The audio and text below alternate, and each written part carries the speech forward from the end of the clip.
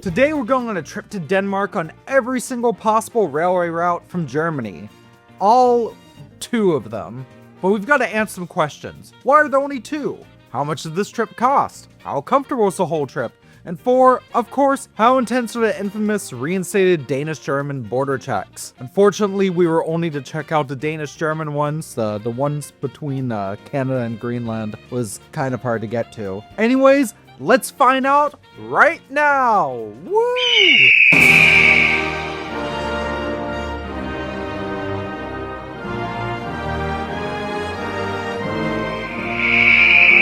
Hi, I'm going to Denmark. So this is a pretty, I don't know how I'm gonna call it, the weirdest, most pointless loop you can do. Basically, we're using both entrances in and out of Denmark by rail from Germany. So we're going up via Flensburg and down via Tønder, and I'm just gonna document it. So, today's video is going to focus on taking both routes into and out of Denmark from Germany by rail. It's actually really easy to do, but I think it's rather interesting. The route today we're taking has us starting from Hamburg, heading to Flensburg, taking a Danish train across the border to Tinglev, taking a bus that follows an old rail route to Tønder, before heading back south on the northernmost train you can use of Germany's nationwide Deutschland ticket, letting us end up at our last major stop of the day in Niebüll, just south of the border, back in Germany. To answer a big question posited above though, there are 2 crossings by rail into Denmark from Germany, and both of them are historic. As it turns out, the route via Flensburg, really Padborg, and Tønder have been in use since the 1890s, when the Danish national rail operator, the DSB, came into formal existence. Actually, they can kind of trace the routes before then, but yeah, that's where I'm starting for the sake of this video. Granted, there have since been some rail privatization shenanigans, particularly in the 90s, so now the route via Tønder is way less used and is strictly operated by these little regional rail buses for border crossing at that. However, the one between Flensburg and Padborg is still very heavily used by intercity trains at that. Passpa. There's also a 3rd rail border crossing under construction, which is the Fehmarn Belt Fixed Link, which is a huge-ass tunnel crossing between the German Isle of Fehmarn with the Danish island of Lolland. You know what? I've listened to Google Translate pronounce the name like 6 different times, and that's the best you're getting from me. Obviously, the last connections to respective mainlands will be done by bridges, with the island on the German side already being connected to the rest of the state of Schleswig-Holstein by the Fehmarn Sound Bridge. When the Belt Fixed Link is done, it will be the longest rail and road tunnel in Europe. Yes, longer than the Channel Tunnel, crossing under the Baltic Sea and knocking off a huge amount of time for travel, especially by train. For context, that's a crossing that can currently be done via a 45-minute ferry, but when done, a high-speed train will be able to directly cross in 7 minutes, in turn knocking off hours from the current Hamburg-Copenhagen rail route, which involves taking the link via Flensburg and looping around the majority of Denmark. Now, there used to be rail ferries there as well, using special diesel ICE trains from Germany, but that's out of the scope of this video. We're focusing on rail routes that still exist. Rabat på underholdning, oplevelser og meget mere, når du køber dit pendlerkort i DSB-appen. Fun fact, by the way, did you know that instead of having their own DSB branded service stores, the Danish State Railways instead has a contract with 7-Eleven to run their station shops? Thanks to that, despite me always associating the brand with my time in Singapore as a kid, 2 of the busiest 7-Elevens in the world are actually inside Copenhagen's main train station. And here's another fun fact. Did you know that thanks to having an EU phone plan, I was able to stay connected while I crossed the border? But what if you don't? That's where Ubigi comes in, a truly fantastic eSIM provider who's helped me stay connected no matter where I am in the world. From Canada to the UK to all around Europe, Ubigi is a great product, and one that's good enough that I don't just use it for myself, but that my family also uses either when visiting me from abroad or when we go on travel adventures together. Get a discount by using the code TFTSB at checkout and get started with an eSIM for your travels today. Barnemader kører fra byen til lufthavnen på 12 minutter. Man skal bare bruge hovedbanesen. Nej, hovedbanen. Hovedbanesen! Hovedbanen. Søn!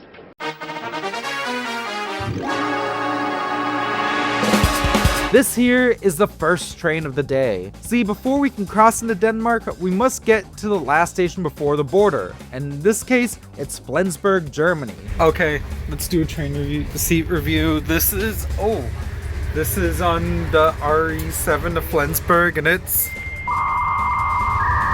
This is like the most 6 out of 10 chair I've ever sat in on a train. It's fine. The legroom is fantastic, actually. This is a really good legroom. Trash can and outlet. And table. You know what? B tier. I actually haven't been to Flensburg in over a year at this point, of my last time being there when I used the Deutschland ticket to just take regional trains and buses, get all the way from Basel, Switzerland to Grusel, Denmark. So I was talking with someone here. We are 100 meters from the Bahnhof. 100 meters, roughly. And there's a person on the track. Grusel, however, does not have a train station. Instead, the next station over the border is Padborg, but whatever. This is what high-speed rail is like on the section between Elmshorn and Neumünster. That's like 3 fasts an hour. The train that me, my husband Zan, and our friends Val and Hammi took from Hamburg to Flensburg was a Bombardier twin decks run by DB Regio Schleswig-Holstein. And you can tell it's Schleswig-Holstein because they've mandated that all the regional trains and such here have a unified paint scheme. And I'd probably complain about being boring if the dark blue wasn't so beautiful to look at. I really love the scheme. Then couple the 2 parts of the RE7 in Flensborg with one, or in Neumünster, one going towards Flensborg and one towards Kiel. So let's watch that happen.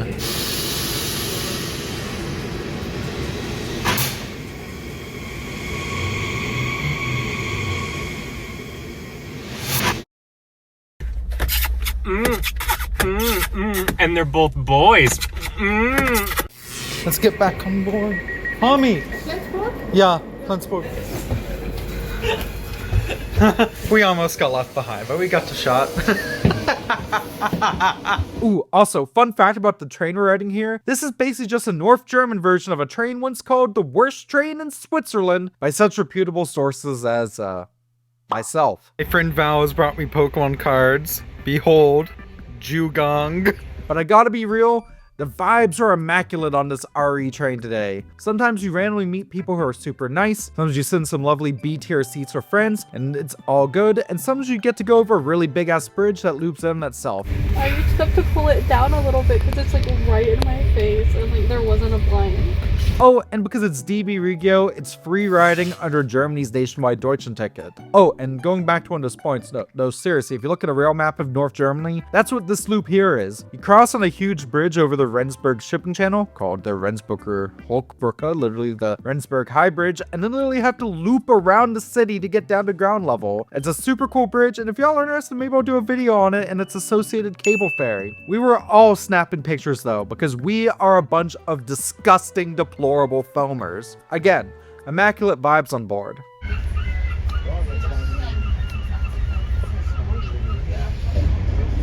Oh, and this went by way too fast for me to snap a picture. But I also need to note that at one point we passed by one of the Danish State Railway's new Talgo 230 units. This was very hype for me. This is the Danish version of Deutsche Bahn's new ICE-L train sets, and I previously made a video about trying to catch a ride on one of these new Danish trains. Keyword, trying. Even with my gloves, it is so fucking cold I can barely feel my fingers. Womp womp. But hey, we eventually pulled into Flensburg, and with only like 15 minutes to spare before our train across the border arrived, I figured I'd explore a tiny bit. We've made it to Flensburg. You can tell we're in Flensburg even though you didn't hear it, because they're making announcements in English, German, and Danish. Ooh. Oh, Blue Monster, Germany, no! Why can't I pay with card at the vending machine? I want the Blue Monster. This is content. Would you like this one? Yes. Okay. Yoink! Woo, welcome to Flensburg. It's been a hot minute since we did an elevator smell test. So let's do some grabs. Oh! That is not a good smelling elevator.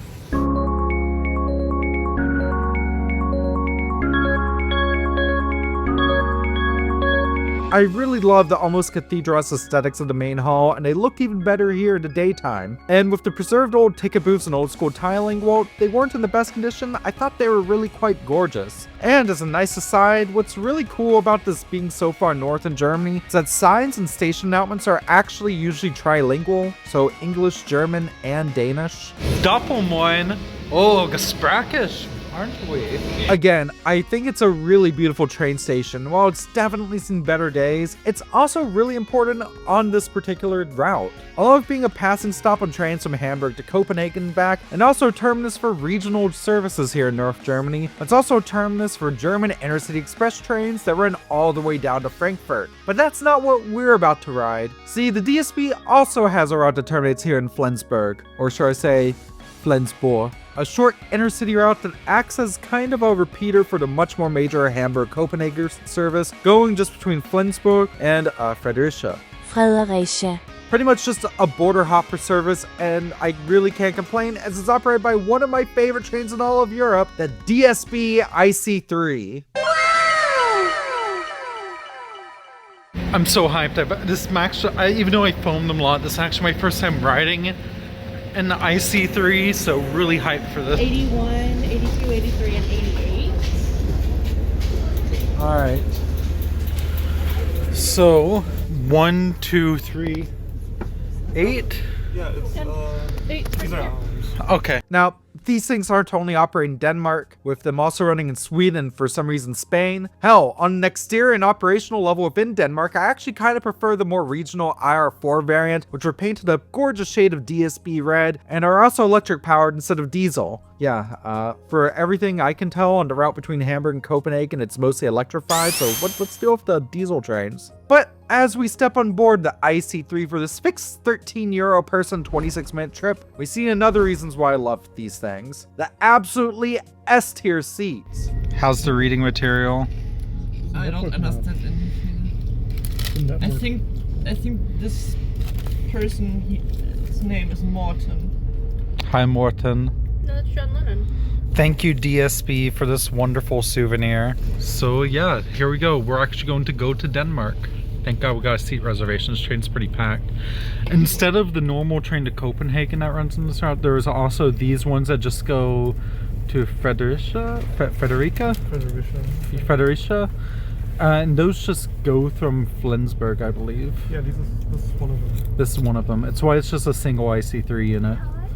Those are so weird. So they added in Denmark, they have an extra hole we don't have in Germany. For earthing. And I guess, so we can plug in things here, but they have no earthing, so shocky. The nice thing about these chairs, because they're like in these big things, like you can lean back without affecting anyone else. It's kind of nice. And I think they are wider than the ones that are used in DB trains. I absolutely believe these are wider than the ones in DB trains.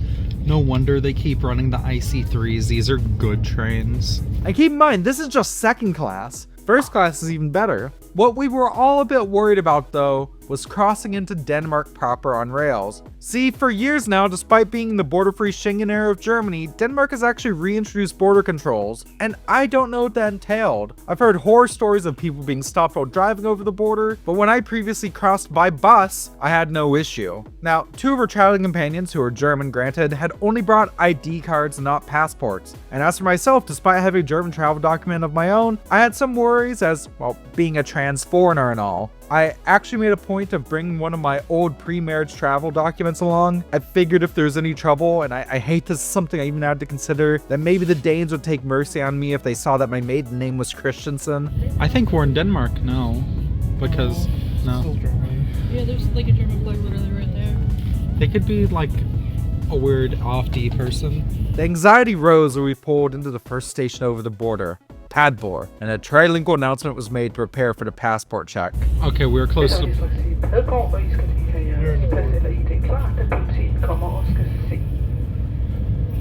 few minutes, Padborg, you'll need to have your ID and passport ready for the Danish police. Oh, fun. From here, I just shut off the camera for a few minutes.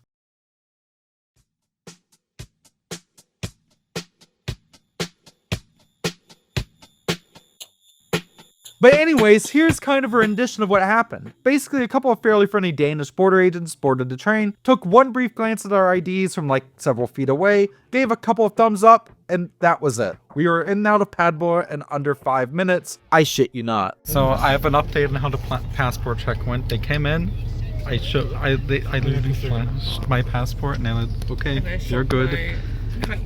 Yeah, exactly. They gave us a thumbs up. We're good to go.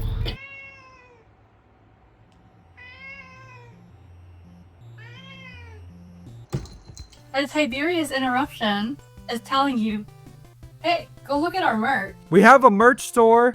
Tai, what do you think of merch? Or what do you want to say, buddy? Ooh, Tai ASMR. Check out our merch. Use the QR code. I keep missing it, but whenever they make an announcement, they have a little train pier up in there. I think Hammi took a picture. Anyways, it's pronounced Tingly. Like, do you just drop the V? Tingly? Padwell wasn't our destination today, though. This was a short jog from Flensburg, up to Tinglev, which used to have a rail connection to our main destination of the day, but, well, you'll see. Oh, what the hell are these platform heights? Yo, wait, I have a story about that train right there. That's a disgrace to IC4. That's the IC3, that's the IC4. Most of those are broken in Romania now. I've never seen one. Also, what the hell, DSB? That is not a bend. So hi, welcome to Tinglev. I don't know where Hammi or Val went. Oh, good. Well, but yeah, this is a really cute little station. Oh, the train's departing.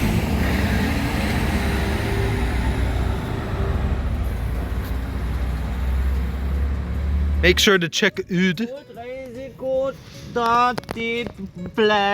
Oh, wait, before we do an elevator smell test, I need to do another test of another sort.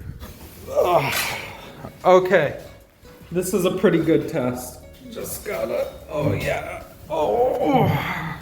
You know, even with the anti-homeless armrest, I could sleep here in a pinch. I'm not, but I could. Tinglev elevator smell test, y'all ready? I can't believe I got to see a fucking IC4. Oh. That's not pee, but that's musty. Yeah. Pretty bad. This smells like someone's, this smells like a hoarder's basement. Yeah. It's kind of bad. But at least the boarding's level, right? I mean, it's not, but you know. Okay. Woo! No.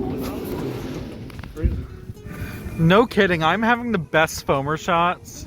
Tinglev was really cool because not only did I get some great shots of our IC3 heading away, but I actually got to see the wonderful IR4 in person, as well as a disused IC4. Actually, as it turns out, Tinglev apparently used to be a dumping ground for disused IC4 units. This yard, as late as last year, being filled with them apparently. But now, all of those, except for this one though, have either been scrapped or sent to Romania. I do think it's fascinating how much of a stable workhorse the IC3 is, with the oldest of them being delivered in the 80s, though I guess the newest of them in 2001, so 25 years is actually pretty respectable. The new Tago 230 units that were introduced last year were meant to replace the IC3s and rented German IC1 sets on the Hamburg to Copenhagen intercity routes, but due to huge reliability issues with them, it seems that history is at risk of repeating itself again. Shame, the IC4 is actually a really beautiful set once you look past the graffiti. And speaking of reliability issues, let's talk about the most stressful part of this trip, buying a South Denmark bus ticket. Okay, so I'm trying to buy bus tickets, but I can't. And this machine won't let me unless English from Tinglev. So there's an app. Tønder.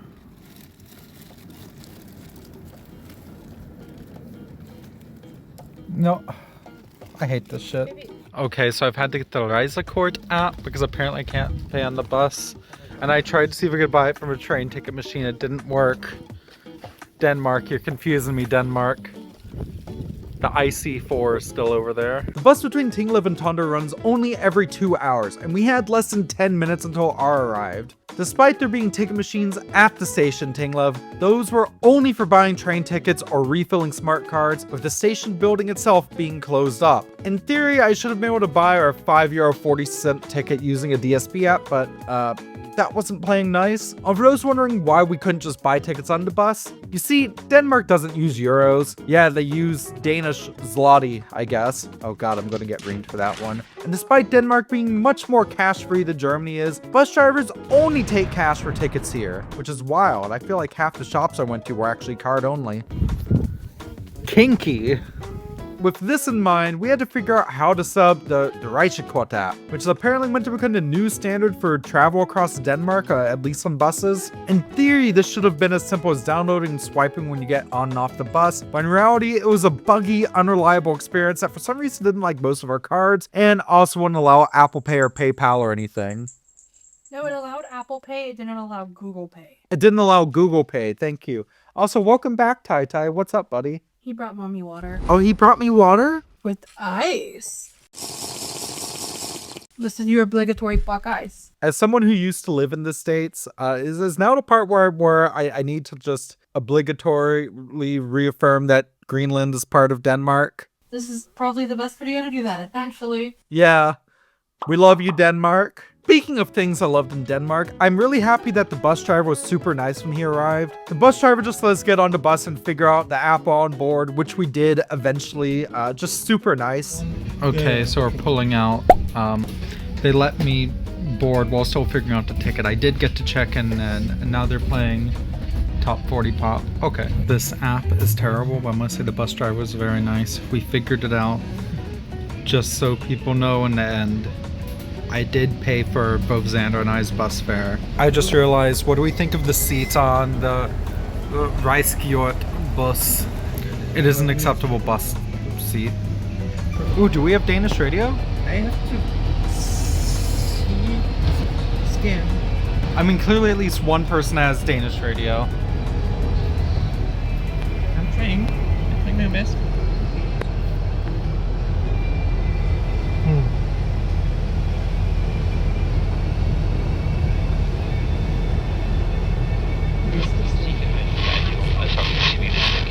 Ich nehme ein ganz einfaches Beispiel, die Metrologie. Wir fahren seit den 70er Jahren geostationär. Speaking of which, I thought that just for like a rural bus route, this was pretty good. I mean, sure, the frequency could be better, but also to be fair, we were literally the only ones on board and there were barely any cars at all around us. So apparently this is like a Commuter, which is like a Chinese electric bus. That's a little loud, but not uncomfortable. When am I going to get to ride this thing again, right? I mean, look, they even have buckles for the wheelchair spaces. Very cool. Very fancy. Anyways, the bus seats here were pretty okay. I mean, not bad. C tier, I guess. The trip itself across southern Denmark was really weird coming from North Germany, though. Things look mostly the same, but like slightly to the left. And the names of everything feel pretty incomprehensible. Yo, but they have the USB outlets. They have 2 A's. Oh, good enough. If we'd been going on this trip before 2001, we would have maybe been able to take a diesel rail car around this route. Well, I guess it would have been theoretically possible. See, I know for a fact that the last freight trains that operated on this route went in 2001. However, it seems the last passenger trains ran some years earlier, but I found conflicting dates on those. The main points here is that the tracks were actually somewhat maintained and still in a usable state until 2011, when they were formally abandoned. And along the route, you'll find all sorts of derelict train infrastructure, from overgrown tracks to fading crossings, to even this bit the main bus station Tønder, which actually houses a sanctuary for stray cats. So welcome to Tønder, but not the train station, but rather at the bus station, which is next to an abandoned rail line, which... Wait. This abandoned rail line is kind of crazy, because it looks like next to the abandoned tracks is a bunch of cat shelters. Cats live here. Oh my goodness, I love this! Tønder, my beloved, you take care of your stray kitties? Or are they just outdoor kitties? Either way, this is so lovely. Hello. Hi, beautiful. I love Denmark. I'm trying to find... They are all neutralized.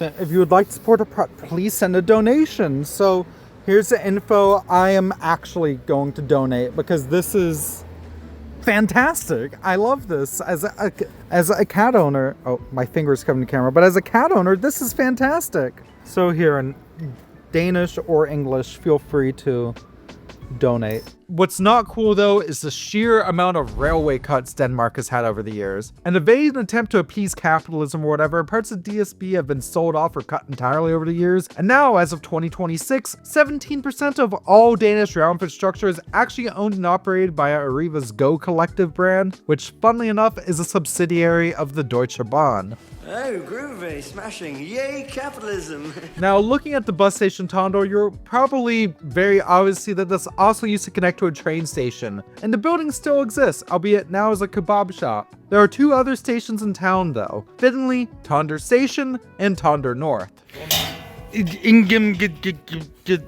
Gennemgang.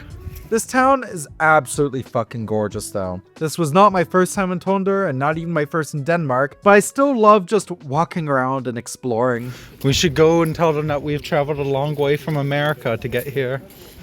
All of us, right? All of us from Schenectady to get specifically here. Rawr. Some highlights here included a lovely dinner at the Cafe Victoria, sipping on some Jolly Cola, helping my friend Val get her hands on some Danish ciggies, and just chilling at a gazebo. Pant B. I also really appreciated the urbanism on display here. While obviously there's roads and stuff around Tønder, a huge swath of the city is pedestrianized, and there's a lot of paths and bike trails around here, and it felt like that not only were all the benches we saw non-hostile, but at least half of them had their own trash cans as well. Just what a pleasant place. Alright, so my drink, Vander's drinks, Valerie's drink.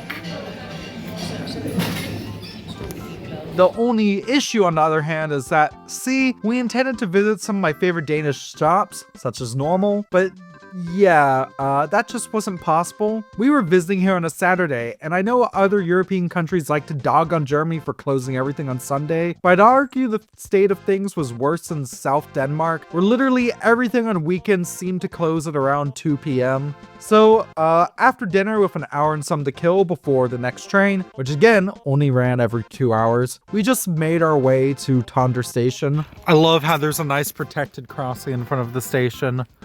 Really nice, really cool DSB. Bunker? Like the electric train bus like in America. Interesting. This is straight up just a bomb shelter at the train station. Should I go down? Should I have a look? You can. Oh, despite having a switch, there's like a bumper thing over here. It was a nice walk to the station, but the building itself is kind of eerie. Tønder Station itself is large and beautiful and made of this really stunning brickwork. And it's also basically abandoned and completely locked up. Feels kind of like a ghost station, you know? While there is great wayfinding and fantastic seating on one of the platforms, complete with non-hostile benches with trash cans, it's really bizarre how the main central platform has no seating at all whatsoever. Why are there no benches on that side? Oh, also, if you want to cross over the tracks, you just gotta walk over them. There was at least a heated seating area though. Granted, there was no heating at all whatsoever, but it was enclosed. Seats weren't super comfy, but, you know, I would give that D tier, I guess. Hey, want to show off a cool, neat trick? Check in. Check in. Check in.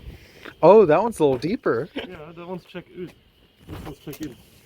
Check in. Check in. Mm. Check in. Check in. Check in. Check in. Is that a gunshot? Now, in theory, trains coming in on track 1 could use a Spanish solution, having both an alighting side and a boarding side, but I'm almost certain it's never done here. Tønder also used to be a junction station. Nowadays, though, it's served by only 2 services, which until the end of 2023 were actually usually served as 1. I just don't understand it. Why isn't our boy T-posing here? Why does the sign look so American? It's the T-pose man, my favorite. Ooh. Foaming.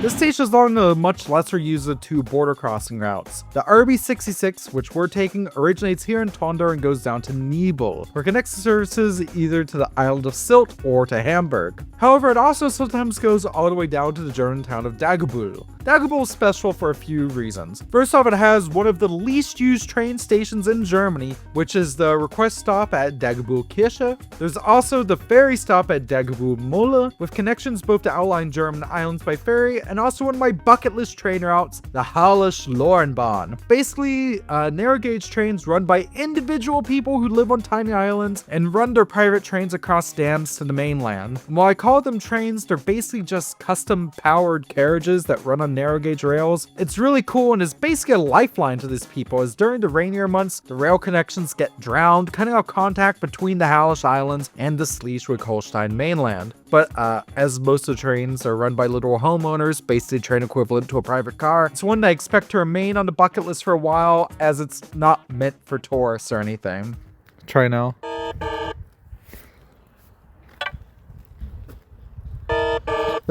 This one's yelling at us. Heading back to Tønder though, trains also run the other direction up to Esbjerg, the 5th largest city in Denmark. Now, some trains used to run all the way from Dagebüll to Esbjerg along this route, but they were cut back into 2 routes, probably due to the RB66 falling under Germany's Deutschland ticket and the Danish not wanting people to get farther in Denmark than Tønder without paying more. The transfer between these 2 services are timed though, so I guess there's that. Cool. Okay, I got a light flag. Let's get onto the bus from the neg. You see what I mean where I said they're the first class, and this is literally just second class but in red. Oh, that's interesting. They have the ferries from down from the other end because it connects at Dagebüll.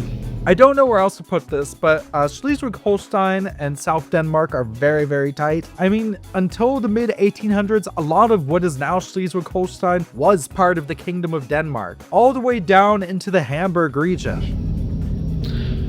So, it's kind of dark out, you can't see it, but roughly around here we've crossed back into Germany from Denmark. Anyways, do you want to hear some more fun international facts? Well, this is our train back across the border. A 2-carriage rail bus run by the NEG, or the NEG, the Norddeutsche Eisenbahngesellschaft. With a name like that, can you guess who actually owns the service? No, not the Deutsche Bahn. It's actually jointly owned by American rail company RDC and Luxembourg National Rail Operator CFL. So this is an American Luxembourgish train being run on German tracks both in Denmark and in Germany, making it maybe one of the most international train routes in Europe. Also, these trains were very clearly recently refurbished. The last time I rode this route, the trains were kind of cream red colored. No wayfinding or announcements on board. As is, they're now on par with a normal Schleswig-Holstein regional train route, which by the way, have been aesthetically unified over the past year in some. B-tier seats. Oh, and coming back across, there are 0 border checks. With that in mind, you can understand why my friend group has 2 different nicknames for this route, the Neg Bus and the Backdoor Into Denmark. So, that was our last train from Denmark. The next one, I guess, is our last one for today. And that's just a train back to Hamburg. So I hope you enjoyed this video. So I'm planning to call, either the back door into Denmark or just both ways to get into Denmark for Germany or something like that. Yeah, sounds pretty good to me. Let's do one more elevator smell test here in Niebüll. And it smells like absolutely nothing. It's fucking cold. Oh, there's our train. That's a timed connection. So I guess with that, here's a viewer question I got. Jamie, will you ever go to Denmark?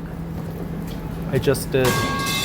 So that's it. That's the most pointless trip you can take to Denmark from Germany. Except I guess it's not really pointless. It was actually really fun. There are funky trains and Seagulls and Jolly Cola and 7-Eleven, which we don't have in Germany, by the way. And sure, the border check in Padborg was bizarre and most of Tønder was shut down by the early afternoon, but I think it was an adventure well worth taking. Especially as thanks to the power of the Schengen area and Germany's Deutschland ticket, the cost per person was under 19 euros. Not bad. Great job. I just realized I forgot to rank the seats on the Neg train, but since they're refurbed, they're pretty similar to the ones on this one here. They're fine.